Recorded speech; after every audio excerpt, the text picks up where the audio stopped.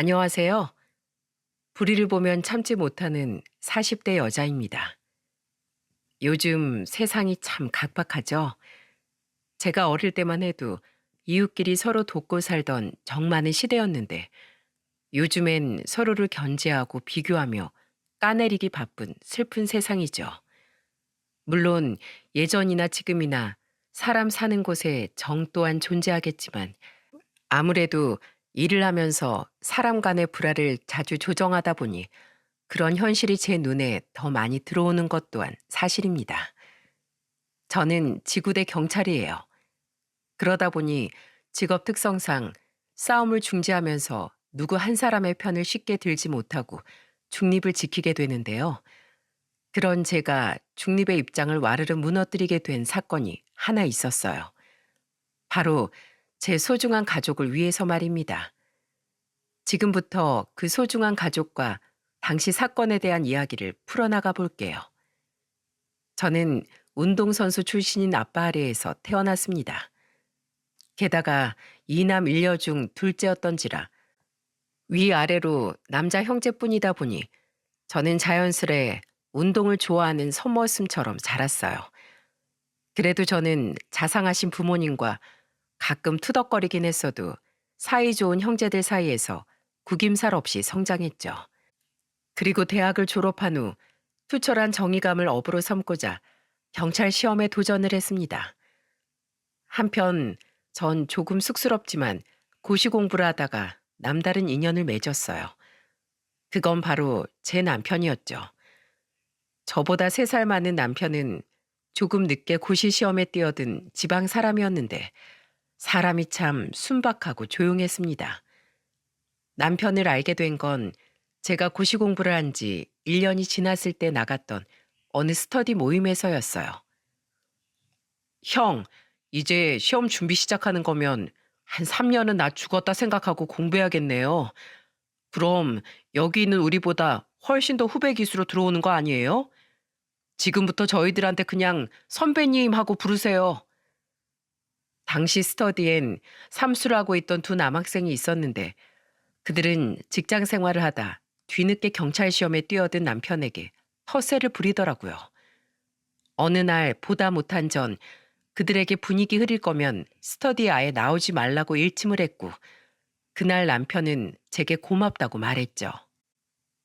저 대신 두 사람에게 나서주셔서 감사해요. 아니에요. 저도 그 인간들 꼴 보기 싫어서 그랬던 건데요, 뭘. 근데 왜 여태 참고만 계셨어요? 사람 좋은 것도 좋지만 그래도 그런 인간들은 본때를 보여줘야 사람을 무시하지 않는다고요. 그 사람들이 절 무시하든 말든 그게 뭐가 대수인가요? 저만 아니면 되죠. 힘은 제가 아니라 약한 사람들을 돕기 위해서 휘두르는 거라고 생각해요.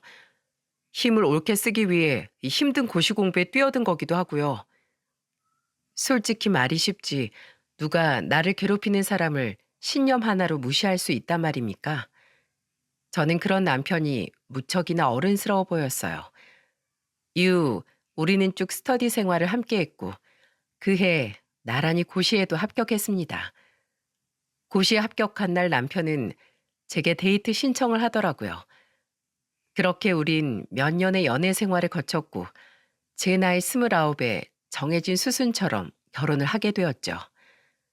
남편을 좋아했던 친정 식구들처럼 시댁 식구들 또한 절 무척이나 아껴주었는데 시부모님과 손 아래 시누이 중 제가 가장 좋아했던 사람은 다름 아닌 시누이였어요. 새언니, 이번에 제가 동남아 갔다가 너무 맛있어서 사온 허브티거든요. 저 이거 새언니랑 같이 먹으려고 친구들도 안 주고 고이고이 아껴뒀잖아요. 저 잘했죠? 고마워요, 아가씨. 어머, 향이 너무 좋아요. 그쪽이 티가 유명하다더니 괜히 유명한 게 아닌가 봐요. 아가씨 덕에 제가 참 알게 되는 게 많아요. 고마워요. 고맙긴요. 다음엔 나의 가족끼리 다 같이 놀러 가는 거 어때요? 저희 아들이랑 새언니네 딸들은 남자들이 다 보라고 하고 저랑 새언니랑 엄마는 수영도 하고 마사지도 받으면서 아주 호강하고 오자고요. 야, 박수영, 나랑 매제랑 아버지랑 다 듣고 있거든? 들으라고 하는 소리지. 원래 여행 가면 남자들이 육아도 음식도 더 많이 하는 법이거든? 그치, 엄마? 그럼. 아이고, 차가 향긋하기도 하다. 우리 딸 덕분에 노년에 아주 내 입이 호강이야. 어머마, 이따가 집에 갈 때 수영이가 나한테 사다 준 티들도 좀 싸놨으니 가져가거라. 요새 일이 많아 힘들다며. 애들 어린이집 보내고 동길이도 출근한 네 휴무날에 너 혼자 다 먹어. 집안에 안 사람 몸과 마음이 편해야 가정이 화목하고 잘 돌아가는 거야. 신우이는 선머슴 같은 저와는 정반대로 참 활달하고 애교 많은 사람이었습니다. 가족과 주위 사람도 잘 챙기고 어디를 가든 분위기를 화기애애하게 만들 줄 아는 사랑스러운 사람이었죠. 신우이는 마치 향기가 포근한 길가의 들꽃 같아서 저는 신우이를 보고만 있어도 마음이 따뜻해지고 기분이 좋아졌어요. 저는 그런 신우이를 친자매처럼 여기고 따랐죠. 그런 신우이가 35이란 이른 나이에 담도한 말기 판정을 받았을 땐 정말 하늘이 무너지는 것 같았습니다. 소리 소문 없이 신우이를 덮친 그 무서운 병은 결국 모습을 드러낸 지 고작 반년 만에 가족들에게서 신우이를 앗아가더군요. 여보, 당신 없이 어린 아들을 데리고 나 혼자 어떻게 살아가라고. 심해부는 장례를 치르는 내내 조문객도 제대로 맞이하지 못하고 울기만 했습니다. 아내를 그 누구보다 사랑했던 만큼 상실감 또한 걷잡을 수 없이 컸겠죠. 아직 아무것도 모르는 시조카는 신우이의 시부모님 품에 안겨 어른들을 따라 울고 있었고, 시어머니는 그런 시조카를 보며 한탄을 금치 못하셨습니다. 하늘도 무심하시지. 창창한 젊은 목숨을 어찌 이렇게 빨리 앗아간단 말이냐. 시아버지는 거의 망연자실한 표정으로 신우이의 영정사진만을 올려다보고 계시더군요. 남편은 넋이 나간 시부모님과 심해부 대신 애써 의연하게 조문객들을 맞았고요. 저 또한 가슴이 찢어질 것 같았지만 저보다 더 힘들 것이 분명함에도 이를 꽉 깨물고 버티고 있는 남편을 보며 애써 슬픔을 참았습니다. 저는 상조 도우미들을 도와 열심히 음식을 날랐고 남편의 곁에서 함께 조문객들을 맞았죠. 잠시 조문을 오셨던 제 친정 부모님은 무너진 시댁 식구들의 모습을 보며 제게 이렇게 말씀하시더군요. 너도 많이 힘들겠지만 하나밖에 없는 딸을 잃으신 네 시부모님 속은 어떠시겠니? 모쪼록 네가 두 분을 옆에서 많이 챙겨드리렴. 엄마의 말처럼 저는 두 분을 어떻게든 챙겨드리려 애를 썼습니다. 저는 남편과 시부모님을 설득해 한동안 두 분을 저희 집으로 모셨어요. 아무래도 일을 하고 애들까지 어리다 보니 지방에 사시던 두 분을 자주 들여다볼 수가 없었거든요. 저는 일만 끝나면 곧장 집으로 가 식음을 전폐하신 시어머니 입에 억지로 죽을 떠먹여드렸고, 멍하니 창밖만 보고 계시는 시아버지를 밖으로 모시고 나와 햇볕을 쬐어드렸습니다. 어떻게든 두 분의 기운을 다시 되찾아 드리고 싶었어요. 연세도 있으신 데다 기력까지 잃으시면 이대로 건강을 잃으실 것만 같아 너무 걱정이 되었거든요. 남편 또한 상실감이 큰 와중에도 시부모님을 극진히 모셨고, 어린 제 딸들은 할머니, 할아버지가 오랫동안 집에 머물러 있자 마냥 신이 났더군요. 그렇게 저희 부부의 노력과 두 딸의 재롱으로 인해 두 분은 점차 기력을 되찾기 시작하셨습니다. 남편은 저에게 무척 고마워했어요. 고마워, 여보. 자식인 나보다 당신이 낫네. 두 분이 기운을 찾으신 건 다 당신 덕분이야. 아니야. 며느리도 자식이잖아. 자식 된 입장에서 최선을 다했을 뿐인걸. 당신도 알잖아. 두 분이 나한테 얼마나 잘해주셨는지. 우리는 두 분이 계속 저희 집에 머무시길 원했지만 두 분은 한삭 후 집으로 돌아가겠다고 말씀하시더군요. 그 집엔 우리 수영의 흔적이 곳곳에 묻어 있는데 어떻게 우리가 그 집을 떠날 수 있겠니? 마음만 고맙게 받으마. 그리고 네가 아니었으면 우린 이 큰 슬픔을 참아 이겨낼 수 없었을 거야. 정말 고맙다, 어머마. 시어머니는 시댁으로 돌아가시는 날 끝내 제 손을 잡고 우셨습니다. 그리고 시누이가 세상을 떠난 지 3년 뒤 명절날 가끔씩 시조카를 데리고 시댁에 들르던 심해부는 우리에게 영원한 작별을 고했죠. 심해부는 자신의 부모님의 성화와 자꾸만 엄마를 찾는 시조카를 위해 결국 좋은 분과 재혼을 택했거든요. 심해부 앞에서 괜찮다고 웃어 보이시던 두 분께선 명절 내내 눈물을 금치 못하셨습니다. 이젠 정말로 우리 수영이를 보내야 할 때인가 봐요, 여보. 울지 마. 잘된 일이야. 산 사람은 살아야지. 아직 나이도 젊은 사람을 우리 욕심에 죽은 수영의 망령 앞에 내어둘 순 없어. 당신도 그걸 아니까 한서방한테도 더는 애를 데리고도 찾아오지 말라고 못을 박은 게 아닌가. 알아요. 아는데 그냥 난 아직도 수영이랑 작별을 하지 못했나 봐요. 그런 시부모님을 보고 함께 눈물 지으며 저 또한 미처 떠나보내지 못했던 마음속 시누이에게 영원한 작별을 고했습니다. 그리고 더 이상은 우리에게 이런 불행이 없기를 빌었죠. 하지만 세상은 야속하더라고요. 그보다 더 큰 불행이 이번엔 저를 덮치고 말았던 겁니다. 네? 제 남편이 어떻게 됐다고요? 시누이가 세상을 떠난 후 7년이 지난 어느 날 저녁, 저는 충격적인 남편의 비보를 전해 듣게 되었어요. 교통경찰이었던 남편은 그날 고속도로의 사고 현장으로 출동을 했는데 그만 거기서 불의의 사고를 당하고 말았던 겁니다. 사고 난 차량 뒷수습을 하던 후속 차량이 밤이어서 그런지 그만 남편분을 보지 못하고 치워버렸어요. 이런 말씀을 드리게 돼서 정말 죄송합니다. 남편은 병원에 당도하기도 전에 숨을 거두었다더군요. 현장에 함께 있던 동료 경찰의 비통한 말에 저는 그만 자리에 주저앉고 말았죠. 친정 식구들에 이어 시부모님 또한 지방에서 뒤늦게 병원으로 달려오셨습니다. 관계자들이 말리는데도 끝내 온전하지 못한 남편의 시신을 두 눈으로 확인한 시어머니는 그 자리에서 혼절을 하시고 말았죠. 시아버지는 병원 복도에 무릎을 꿇고 땅을 내려치며 오열을 하셨어요. 하늘이 내게 이럴 순 없다. 어찌 자식 둘을 부모보다 먼저 전부 데려간단 말이야. 동길아, 제발 이 모든 일이 꿈이라고 말해다오. 이게 꿈이라면 제발 날 좀 잠에서 깨워줘. 친정아빠는 혼절한 시어머니를 일으키며 병원 관계자들을 애타게 부르셨고 엄마는 우는 저희 딸들을 품에 안고는 흐느끼셨죠.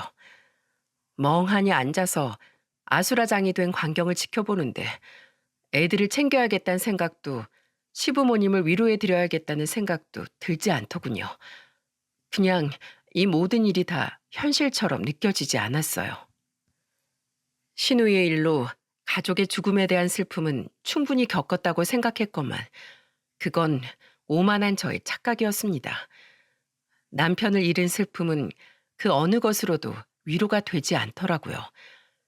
조문객조차 받지 못하고 오열만 하던 심애부의 모습이 떠오르더군요. 그때 그 사람의 마음이 이토록 공허하고 막막했겠구나 싶었죠. 장례식을 어떻게 치렀는지 기억조차 나지 않습니다. 가끔씩 생각나는 건 끊임없이 실신을 하던 시어머니와 넋이 나간 저를 붙들고 흐느끼던 저희 부모님, 그리고 저를 대신해 조문객들을 맞아주던 저희 오빠와 남동생의 모습뿐이더군요. 아가씨, 정말 괜찮은 거 맞죠? 새언니와 올케는 장례식 내내 저희 딸들을 저 대신 보살펴 주었습니다. 저는 그런 두 사람에게 감사의 인사를 전하곤 애써 웃어 보였죠. 남편의 장례식 이후 한동안 저희 부모님께서 저희 집에 머물며 제 딸들과 저를 보살펴 주셨어요. 시부모님께선 7년 전 저처럼 이번엔 당신들이 저를 보살펴 주고 싶어 하셨지만 저는 먹먹한 마음으로 두 분의 호의를 거절했습니다. 죄송해요. 근데 저 지금 두 분을 보면 제가 너무 힘들어서 견딜 수가 없을 것 같아요. 아무리 가까운 가족 사이라고 한들 두 분은 제 남편의 부모님 아니겠습니까? 시부모님을 보면 두 분의 얼굴을 고루 빼닮은 남편의 얼굴이 떠오르고 두 분의 손짓 하나에도 시댁에서의 남편과의 추억이 떠올라 미쳐버릴 것 같더라고요. 하지만 저는 일전의 두 분처럼 마냥 넋놓고 슬퍼할 수도 식음을 전폐할 수도 없었습니다. 제겐 아직 12살, 10살 나이의 어린 딸들이 있었으니까요. 친정 부모님의 도움으로 약간의 기운을 차린 전 직장에 휴직계를 내고 딸들과 주말 여행을 다니고 평소엔 남편과 즐겨하던 조깅을 하며 일상을 되찾기 시작했어요. 제게 닥친 불행과 슬픔을 더 이상 피하지 않고 똑바로 마주 보기 위해서 말입니다. 처음엔 일상의 모든 순간 내내 눈물이 제 앞을 가리더군요. 옆을 돌아보면 숨을 몰아쉬며 남편이 저와 함께 달리고 있을 것 같았고 차에 탄 채 반쯤 잠이 덜 깬 딸들에게 금방이라도 남편이 장난스러운 농담을 던진 것 같아 놀러가는 길가에서 차를 세우고 한참을 울기도 했네요. 엄마, 울어? 또 아빠 생각나서? 어, 근데 엄마 괜찮아. 너희들 아빠는 지금 우리 곁엔 없지만 언제까지나 우리 마음속에 함께 있을 테니까. 하지만 앞으로 우리가 잘 살아가기 위해선 이렇게 슬픔을 받아들이는 일도 필요한 거야. 그래도 저는 이를 악물고 현실을 마주하기 위해 노력했습니다. 제가 울 때마다 걱정하는 딸들에게 저는 제가 느끼는 심정을 솔직하게 이야기해 주었어요. 아직 어리긴 하지만 알 건 다 알 만큼 자란 딸들이 저처럼 현실을 피하지 않고 있는 그대로 받아들이며 강하게 자라주길 바랐거든요. 그래야 아빠가 없는 현실에서도 삐뚤어지지 않은 청소년기를 보낼 수 있을 것 같았죠. 어느 정도 기운을 차린 전 딸들을 데리고 시댁에 찾아갔습니다. 갑작스런 제 연락을 받고 저를 기다리시던 시부모님은 저를 보고 왈칵 눈물을 터뜨리시더군요. 저는 두 분 앞에 앉아 사과의 말씀을 드렸죠. 두 분도 그동안 많이 힘드셨을 텐데 저 혼자만 살자고 여태 두 분을 찾아뵙지 못해서 죄송해요. 아니다, 아니야. 수영이가 먼저 갔을 때 네가 우리한테 얼마나 지극정성이었니. 우리 또한 그렇게 널 돕고 싶었다만 그러지 못해서 너한테 미안할 따름이다. 아휴, 볼살 푹 팬 것 좀 봐라. 그동안 얼마나 마음고생이 많았을꼬. 시어머니는 제 손을 잡으며 흐르는 눈물을 주체하지 못하셨어요. 살이 빠진 저를 걱정하던 시어머니 얼굴은 저 못지않게 마르고 앙상해져 있으시더군요. 게다가 마음고생 때문인지 기운을 잃으신 시아버지의 머리는 전부 희끗희끗하게 새어 있었죠. 시아버지는 남은 제 손 한쪽을 잡으시곤 천천히 입을 여셨습니다. 그리고 시아버지 입에서 나온 말은 참았던 제 눈물을 결국 터뜨려버리고 말았어요. 어머마, 이제 너도 예전 한서방처럼 더 이상 애들 데리고 우릴 찾아오지 말아라. 네 나이가 고작 41인데 얼른 동기를 잇고 새 출발을 해야 할 게 아니니. 우린 괜찮다. 우린 어차피 살 만큼 살았고 인생의 단맛도 쓴맛도 충분히 누렸어. 이제 우리는 과거에 남아 추억을 힘으로 살아갈 늙은이들이지만 어멈 너는 다르잖니. 넌 동기를 우리에게 남기고 애들과 함께 앞으로 나아가거라. 아버님, 무슨 말씀을 그렇게 서운하게 하세요. 두 분은 제게 애들 아빠 일부나 다름없어요. 그동안 제가 두 분을 피해서 서운하셨던 거면 제가 이렇게 빌게요. 제발 애들 아빠와의 마지막 연결끈이 두 분을 제게서 빼앗아가지 말아주세요. 시아버지께서 저를 위해 하신 말씀임을 너무나 잘 알기에 저는 흐르는 눈물을 주체할 수 없었어요. 저에게 그런 말씀을 하시기까지 두 분이 얼마나 힘드셨을지, 두 자식을 모두 잃고 손주들마저 끊어내려 한 두 분의 마음 씀씀이가 얼마나 크고 깊은지 잘 느껴졌거든요. 빼앗다니, 그런 게 아니다. 난 그냥 어멈 너를 위해서 늙은이들 욕심으로 널 과거에 붙잡아두고 싶지 않았다. 아버님 제발 그런 말씀 마세요. 우리 애들이 할머니 할아버지를 얼마나 좋아하는지 아시면서 저 일하느라 자주 못 와도 가끔씩 이렇게 찾아올게요. 우리 그렇게 서로의 마음을 보듬고 살아요. 아버님 어머니. 두 분의 말씀대로 제가 새 출발을 염두에 둘 수도 있었을 겁니다. 하지만 저는 자신들의 전부인 자식을 잃고 쓸쓸히 살아갈 두 분을 도저히 그냥 내버려 둘 수가 없었어요. 하늘에서 두 분을 보며 슬퍼하고 있을 시누이와 남편을 생각하면 가슴이 미어져 더더욱 말입니다. 그렇게 남편이 세상을 떠난 지 1년도 더 지난 가을, 시아버지의 생신날이었습니다. 저는 시아버지의 생신을 맞아 새벽같이 딸들과 함께 서울에서 시댁으로 출발했어요.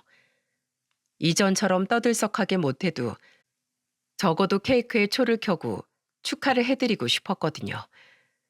전해엔 남편이 세상을 떠난 지 얼마 안 되었던 터라 정신이 없어서 미처 챙겨드리지 못했으니까요. 그런데 시댁에 내려가며 시어머니께 전화를 드렸더니 시어머니는 제게 깜짝 놀랄 만한 소식을 전해주시더군요. 네? 입원해 계신다고요? 그래, 내가 얼마 전에 넘어져서 허리를 삐끗했거든. 처음엔 별로 대수롭지 않게 생각했는데 자꾸만 아파서 병원에 와보니 글쎄 수술해야 한다지 않니. 그래서 어제 수술받고 입원해 있다. 지금은 괜찮으세요? 근데 왜 저한테 아무 말씀 없으셨어요? 괜찮어. 병원에서 알아서 잘 돌봐주고 있다. 너한테 뭐 좋은 일이라고 이런 말을 해. 괜히 네 걱정만 끼치게. 저는 그 길로 곧장 시어머니가 입원해 계신 병원으로 향했습니다. 수술 받은 지 얼마 안 돼 침대에서 일어나기조차 힘들어 보이는 시어머니를 보며 저는 눈물을 글썽였죠. 아, 울 것 없어. 너 울 줄 알았으면 네 시애비를 집으로 보내지 말 걸 그랬다. 우린 네 시애비 생일인 것도 깜빡 잊고 있었어. 자식 보낸 부모가 뭐 한다고 자기 태어난 생일을 챙기겠니? 그런 말씀 마세요, 어머님. 아버님은 그럼 집에 계신 거예요? 아마 그럴 거다. 그 양반 요새 우울증이 심해져서 밥도 잘 안 먹고 정신과 상담을 다니고 있어. 내가 옆에서 챙겨줘야 하는데 오히려 그 양반이 아픈 날 보면서 울고 있으니 어찌나 속이 상하든지 내가 일부러 집에 가라고 쫓아버렸다. 보고 있으면 나까지 계속 눈물바람일 것 같아서 말이야. 저는 시어머니께 다시 오겠다고 말씀드리곤 시댁으로 향했습니다. 자신의 생신인 줄도 모르고 시댁에서 힘없이 앉아 계실 시아버지를 생각하니 눈물이 앞을 가리더라고요. 그런데 미역국 끓일 재료와 구워 먹을 소고기를 사서 시댁에 갔더니 시댁엔 아무도 없는 게 아니겠어요? 시어머니께서 일러주신 비밀번호를 치고 시댁에 들어간 전 집안을 둘러보며 시아버지께 전화를 드렸어요. 나 지금 아파트 노인정에 와 있다. 집에만 있으려니 영 무료해서 요샌 여기에 나와 있어. 시아버지는 시끌벅적함이 그리우셨던 모양이에요. 그런데 시아버지는 최근 우울증을 앓고 계셔서인지 영 목소리에 힘이 없으신 것 같더군요. 그래서 저는 고민 끝에 딸들에게 얌전히 놀고 있으라고 당부하곤 집을 나섰죠. 그리고 갈비찜 집에서 10인분이 넘는 갈비찜을 포장해 차를 끌고 아파트 노인정으로 향했어요. 갈비찜은 시아버지가 가장 좋아하시던 음식이었는데 식사를 차려드리기 전 시아버지께 음식도 가져다 드릴 겸 노인정 분들께 시아버지를 잘 부탁한다고 말씀드릴 겸 해서 말이죠. 그리고 양손 무겁게 노인정에 들어서던 전 그만 충격적인 광경을 목격하고 말았습니다. 아, 그 사람이 참 심보가 왜 이리 고약해? 웬 두 할아버지가 글쎄 저희 시아버지에게 삿대질을 하며 막말을 하고 있는 게 아니겠어요? 바닥을 보니 얇은 이불 위엔 화투패들이 널려 있는 것으로 보아 세 분이서 화투를 치다 그만 싸움이 난 것 같더군요. 저는 조용히 옆에 포장한 갈비찜을 내려두고 상황을 지켜보았습니다. 70 중반이나 된 노인네가 말이야. 재미로 친 화투에서 한 발 무르기도 하고 서로 봐줄 줄도 알아야지. 끝까지 안 물러서고 내 돈 떼먹겠다고 고집을 부려대? 김영감 말이 맞지. 노인정에 나온 지 얼마 안 돼서 우리가 좀 놀아주려고 했더니만 이거 사람이 아주 상종 못할 사람이야. 노인들 사이에서 텃세가 얼마나 무서운지 우리가 한번 보여줘? 아니, 자네들이 여태 내 돈 다 따간 건 생각도 안 하고 내가 한판 좀 우세했기로써니 이렇게 사람을 몰아붙인단 말인가. 노인정의 다른 어른들은 세 사람을 보며 수군댔어요. 어떤 분은 저희 시아버지를 몰아붙이는 두 노인 중 한 명을 말리기도 했죠. 하지만 그 노인은 그분의 손을 뿌리치며 팔짱을 끼곤 콧방귀를 뀌더군요. 그리곤 저희 시아버지에게 삿대질을 하며 언성을 높였죠. 이게 감히 내가 누군지 알고 대들어? 이 아파트 단지에 우리 아들만 둘이 살아. 어디 내 아들 데리고 와서 홍구멍 한번 내줘? 이 아파트에 발도 못 붙이게 해주냐 말이야. 아들들? 평소였으면 아무렇지도 않게 받아쳤을 말이건만 자식이라는 말에 시아버지는 귀가 죽으신 모양이더군요. 그 자식들이 무서워서가 아니라 자식이란 이름 자체가 시아버지께 듣기만 해도 상처가 되는 것 같았죠. 시아버지의 그런 모습을 눈치챘는지 또 다른 노인은 의기양양하게 웃으며 시아버지께 이러더라고요. 왜? 꼬우면 당신도 자식들 불러봐 어디. 우리 같은 늙은이들이 기댈 때가 자식밖에 더 있나. 참, 박 씨는 자식들이 죄다 죽었다고 했지? 아이고, 심보가 그 모양이니 자식들도 드센 부모 길을 못 이기고 전부 요절을 했지. 자식들 잡아먹는 몹쓸 팔자로구먼. 어디 자식들 다 잡아먹고 나니 기력이 좀 생기는 것 같은가? 뭐 얼굴 꼬락선일 보아하니 그런 것 같지도 않구먼. 에휴, 여기 노인네들 모두 다 조심해야 돼. 자식 다 잡아먹고 늙은이들만 남아봤자 여생을 무슨 재미로 사나. 안 그런가? 박씨, 앞으로 자식들 죽고 심심한 인생 노인정까지 못 나와서 더 재미없게 살고 싶지 않으면 우리한테 잘 보여야 할 거야. 우리가 이 노인정에 몇 년이나 다녔는지 알기나 해? 여긴 다 우리 구역이야. 정말 기함을 했습니다. 나이 먹었다고 다 어른이 아니라더니 두 노인이 딱 그 꼴이더군요. 어떻게 자식 잃은 부모 앞에서 저런 가슴에 작사를 꽂는 말을 한단 말입니까? 게다가 더욱 가슴이 찢어졌던 건 두 사람의 막말에 아무 말도 못하고 고개만 푹 숙이고 있던 시아버지의 모습이었어요. 그리고 시아버지의 눈에서 눈물 한 방울이 바닥으로 떨어진 순간 저는 더 이상 참지 못하고 소리를 지르며 세 사람의 사이로 뛰쳐나갔죠. 아버님, 막내딸 왔어요. 갑작스런 저의 등장에 두 노인뿐 아니라 시아버지 또한 놀라고 당황한 눈치시더라고요. 저는 눈가가 벌개진 시아버지의 모습을 보곤 시아버지의 손을 꼭 붙잡고 두 노인을 노려봤습니다. 두 노인 중 한 명이 저를 보고 말을 더듬으며 묻더군요. 딸?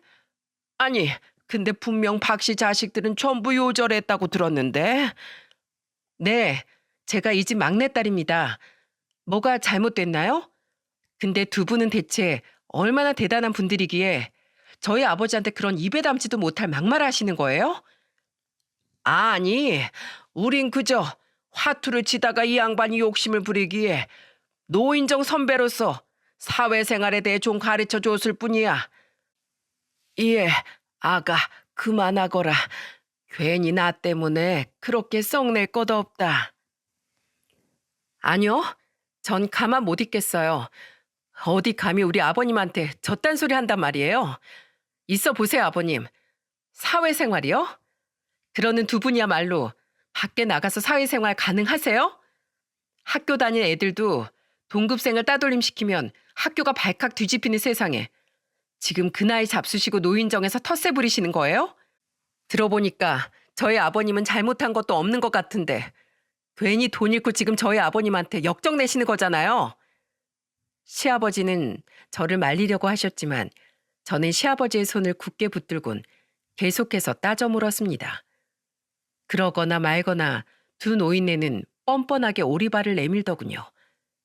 그리고 이내 한 노인이 저를 위아래로 훑어보며 성을 내더라고요.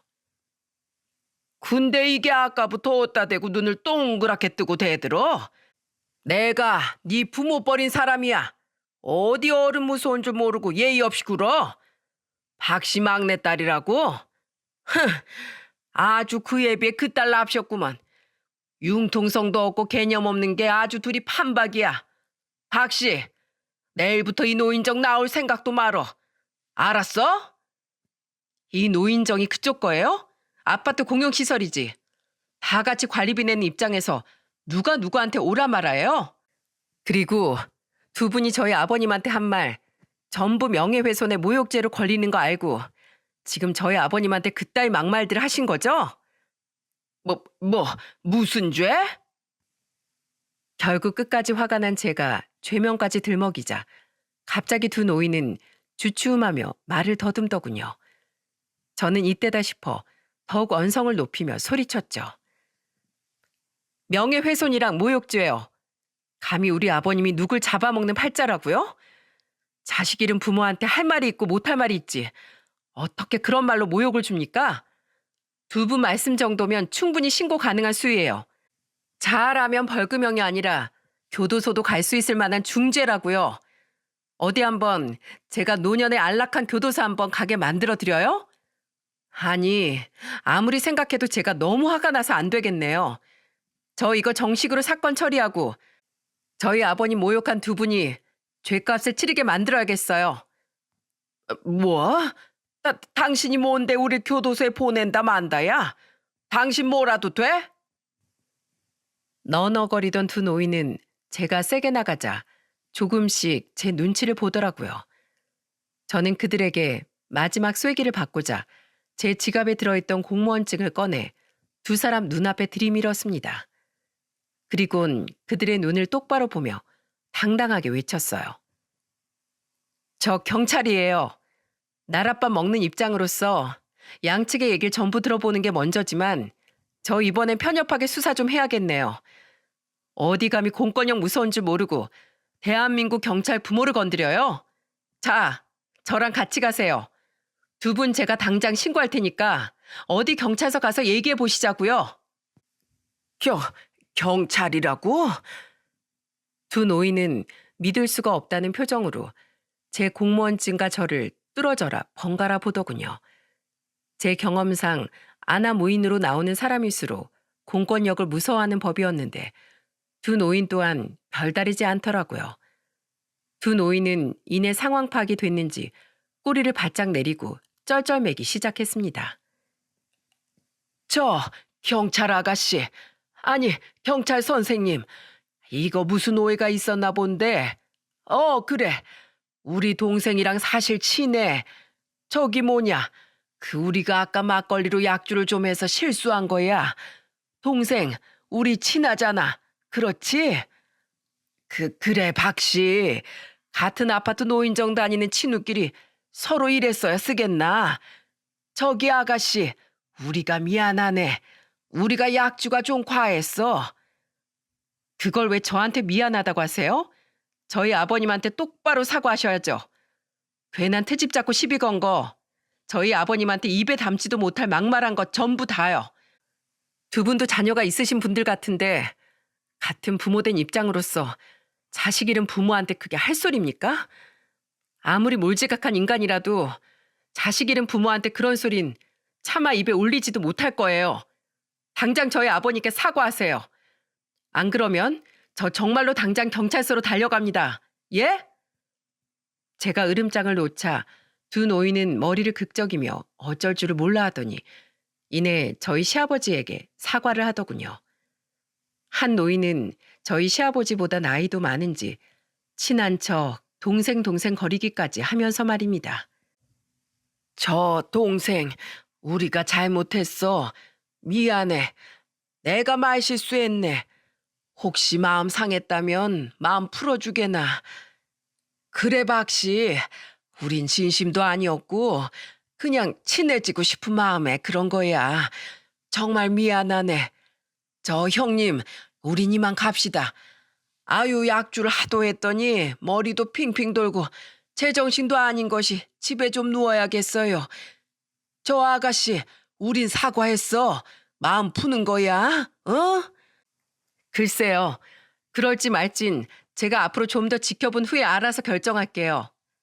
두 분, 앞으로 저희 아버님한테뿐만 아니라 노인정에서도 행동 똑바로 하세요. 오늘 보니까 비단 저희 아버님한테만 이렇게 텃세 부렸을 것 같지 않은데 나이값 좀 하시라고요. 들어보니까 그쪽 분은 저희 아버님보다도 나이가 많으신 것 같은데 나이만 많다고 다 어른인가요? 아랫사람 힘듦도 돌봐주고 보듬어 줄 아는 게 진정한 어른이죠. 저희 아버님 또 괴롭히기만 해봐요, 어디. 그땐 저 정말로 가만 안 있을 거예요. 아이고, 알았네, 알았어. 이거 무서워서 원.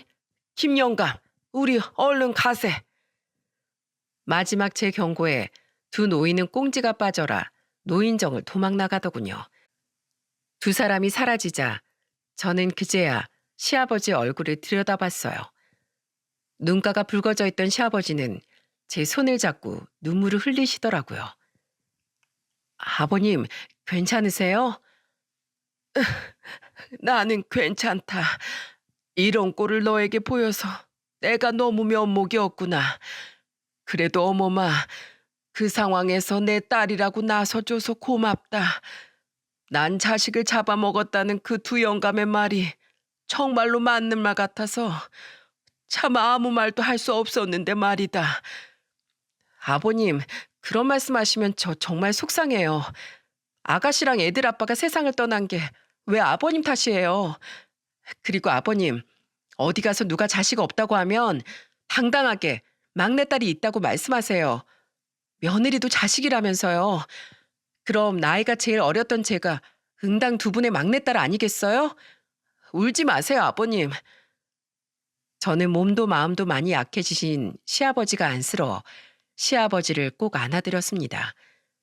상황을 모두 지켜본 주위의 노인분들은 그런 우리에게 박수를 보내주시더라고요. 아이고 박씨, 아주 든든한 따님을 두셨수. 잘했어 아가씨. 안 그래도 저 두 놈이 노인정물을 후려놓는 미꾸라지였는데 아주 내 속이 다 시원하구먼. 저도요. 저 인간들 허구한 날 자기들 기분 안 좋으면 우리한테 행패 부리더니 아주 꼴 좋게 됐습니다. 그러게 나도 저 인간들 언젠가는 제대로 임자 만나서 큰 코 다칠 줄 알았어요. 근데 아까부터 이게 무슨 맛있는 냄새야? 다른 분들의 말을 들어보니 그 두 노인은 원래부터 다른 사람들도 싫어했던 분란의 불씨였던 것 같더라고요. 솔직히 어른에게 제가 너무 심했나 싶기도 했는데 그 누구 한 명 두 노인의 편을 들어주는 사람이 없었으니 말이죠. 그리고 한 어르신의 말씀을 듣고 저는 까맣게 잊고 있던 갈비찜의 존재가 생각났어요. 어머, 내 정신 좀 봐. 다들 갈비찜 좀 드세요. 오늘 저희 아버님 생신이라 제가 저희 아버님이 좋아하시는 갈비찜 좀 사왔어요. 넉넉하게 사왔으니까 다들 많이 드세요. 이어서 저는 노인정 어른들에게 접시와 젓가락 등을 나누어 드리며 제대로 인사를 드렸습니다. 저는 저희 아버님 며느리이자 막내딸인 김성은이라고 합니다. 저희 아버님 앞으로 잘 부탁드릴게요. 며느리였어? 아이고, 박 씨는 복도 만수. 아들 없어서 며느리 없는 사람은 어디 서러워서 살겠나. 허허. 그러게요, 박씨. 귀 빠진 날 진심으로 축하합니다. 아, 박씨 덕에 이런 맛있는 음식도 얻어먹고 가네요. 다행히 어른들은 저를 귀엽게 봐주시더라고요. 어르신들이 맛있게 갈비찜을 드시기 시작하자 그 모습을 지켜보던 시아버지께서도 그제야 미소를 지으시곤 갈비찜을 한 점 입에 무셨죠. 그리고 시아버지와 함께 시댁으로 돌아오자 소파에서 TV를 보고 있던 두 딸이 달려와 시아버지께 안기더군요. 할아버지, 보고 싶었어요. 할아버지, 생신 축하드려요. 아이고, 우리 예쁜 손녀들. 이 할아버지 보겠다고 온 거야? 고맙다. 참으로 고마워. 시아버지는 저희 딸들을 끌어안으며 또다시 눈물 지으셨습니다. 그 모습을 보니 시아버지께서 가족을 얼마나 애틋하게 그리워하셨을까 싶어 저 또한 눈시울이 붉어지더군요. 그날 저녁 저는 정성 들여 끓인 소고기 미역국을 시아버지께 내어드렸고 식탁 위엔 노릇노릇 구운 소고기와 생크림 케이크가 함께 올라왔어요.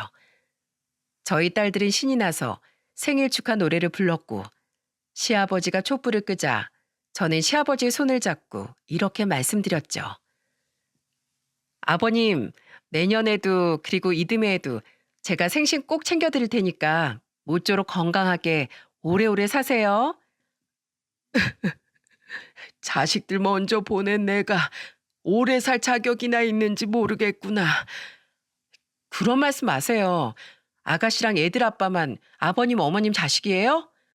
아까 말씀드렸던 것처럼 저도 두 분 자식이고 아버님 손녀들 또한 두 분의 핏줄이잖아요.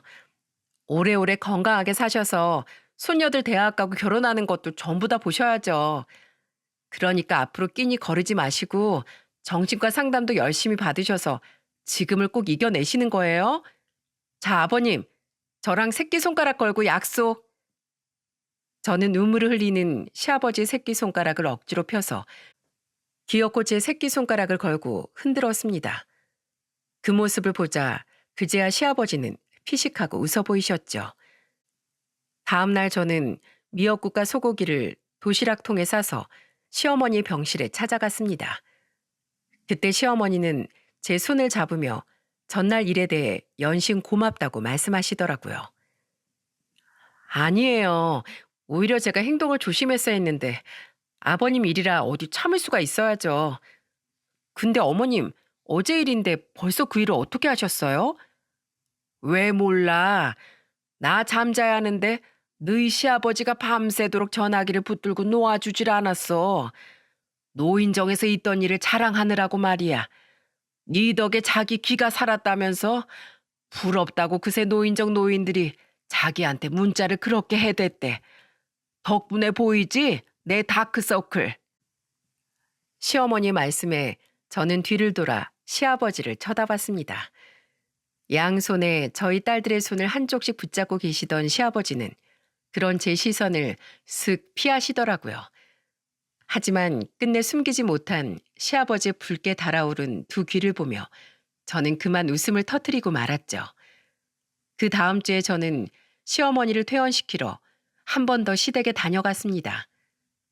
그때 시아버지께 여쭈니 시아버지께선 빙그레 미소 지으며 이렇게 말씀하시더군요. 아버님, 그날 이후로 그 할아버지들이 괜히 또 시비 걸거나 하진 않으세요?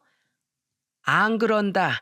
그 인간들 네가 다녀간 이후로 무서웠는지 내 눈도 똑바로 제대로 못 쳐다봐. 그리고 정말 웃긴 게 뭔지 아니? 그 인간들이 심통이 났는지 다른 노인네들한테 시비를 걸려고 하니까 다른 노인들이 약속이라도 한 듯이 이렇게 말하더구나. 괜한 시비 걸다 콩밥 먹고 싶소? 하고 말이야. 그리고 내 눈을 마주치면서 킬킬대는 통에 아주 배꼽을 잡았다 내가. 고맙다 어머마. 네 덕에 통 적응을 못하던 노인정에서 친구도 많이 생겼어. 난 예전에도 지금도 항상 어멈니 도움만 받는구나. 그러게요. 우리 동길이가 여자 보는 눈은 아주 탁월했던 게지요. 이런 복덩이 며느리를 우리에게 선물해 줬으니까요. 두 분의 지나친 칭찬에 저는 민망해서 그저 하하하고 웃어 보였죠. 그 뒤로 또다시 1년이 채 못 지난 현재에도 저는 여전히 주기적으로 시부모님을 찾아뵙고 있습니다. 아가씨, 정말 대단하세요. 가끔 아가씨를 보면 저희가 어머님 아버님께 너무 못해드리고 있는 건 아닌가 반성까지 된다니까요. 큰어멈 네가 어디가 어때서 사람마다 다 상황에 맞게 사는 것일 뿐이지. 난 내 며느리들이 세상에서 제일 좋다. 그런 저를 보고 새언니와 올케는 감탄을 하곤 하는데 딸 바보이듯 며느리 바보인 저희 아빠는 며느리들을 감싸기에 여념이 없으십니다. 물론 제 눈에도 저희 새언니와 올케는 참 좋은 며느리죠.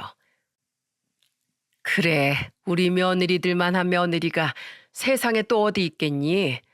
상준이 상철이 너희 둘 다 아내한테 깍듯하게 잘해야 돼. 처가에도 물론이고. 알았지? 며느리들을 아끼는 건 저희 엄마 또한 마찬가지세요. 반면 마음 따뜻한 저희 엄마는 시부모님 걱정에 명절에 먼저 제 등을 떠밀어 시댁으로 보내곤 하시죠. 이거 한과 세트는 두 분 가져다 드리고 엄마가 음식도 좀 싸넣었어. 제사 안 지낸다고 했지? 그럼 두 분 맛있는 것도 사드리고 해드리기도 하고 그래. 원래 북적북적했던 집안인데 두 부만 계시면 명절이 얼마나 쓸쓸하겠니?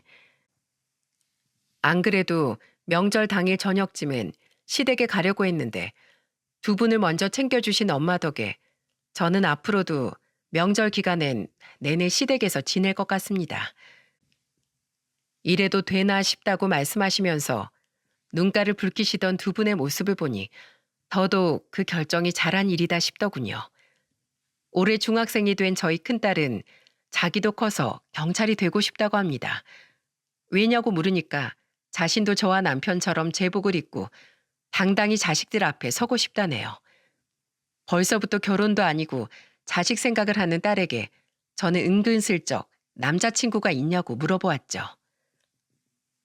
아니야 그런 거. 나 방에 들어간다. 이따 할아버지랑 통화하기로 했어.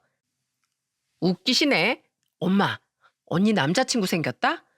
할아버지랑은 아까 나랑 같이 통화했어.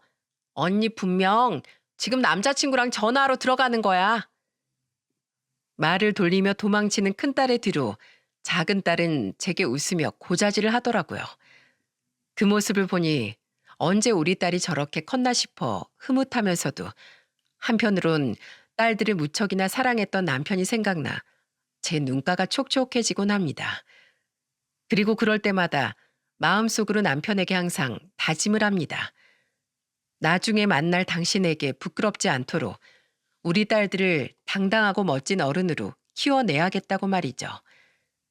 저는 앞으로도 저 다짐처럼 딸들을 최선을 다해 키우며 양가 부모님 또한 극진히 챙기며 살아갈 겁니다. 특히 최근 우울증을 이겨내고 노인정에서 분위기 메이커를 담당하신다던 시아버지와 그런 시아버지를 따라 노인정에 나가기 시작한 시어머니가 더 이상 외로우시지 않게 며느리로서 그리고 막내딸로서 힘이 다하는 그날까지 두 분을 지켜드릴 거랍니다. 1년 전 그날 노인정에서 두 노인분들에게 했던 말은 반쯤은 거짓말이었어요. 솔직히 그만한 일로 사람을 교도소에 보내긴 힘들거든요. 그래도 저는 시간을 되돌려 그날로 돌아간다면 그때와 똑같이 거짓말을 해서라도 저희 시아버지를 지킬 거예요.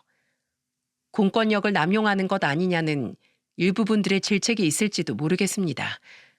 하지만 제가 가진 힘으로 억울하게 공경에 처한 저희 가족을 도울 수만 있다면 전 언제든 제 공무원증을 내보일 겁니다. 저는 경찰인 동시에 자식이기도 하니까요. 저는 누군가가 우습게 아는 사람이 다른 누군가에겐 눈물나게 귀한 부모이자 자식임을 이야기하고 싶어 이렇게 사연을 보내게 되었답니다. 물론 두 노인이나 예전 남편에게 텃세를 부렸던 인간들 같은 사람들은 드물겠죠. 그래도 혹여 여러분들 주위에 저런 사람이 있다면 그들에게 확실히 알려주세요. 당신들이 깔보고 무시하는 그 사람은 절대 누군가에게 무시당해선 안 되는 소중한 누군가의 가족이라는 걸 말이죠. 글을 쓰다 보니 어느덧 새벽이네요. 그럼 저는 내일도 민중의 든든한 지팡이로서 일하기 위해 이만 글을 마치겠습니다. 모두 바른 공권력 아래에서 안전하고 행복한 매일이 되시길 바랍니다. 감사합니다.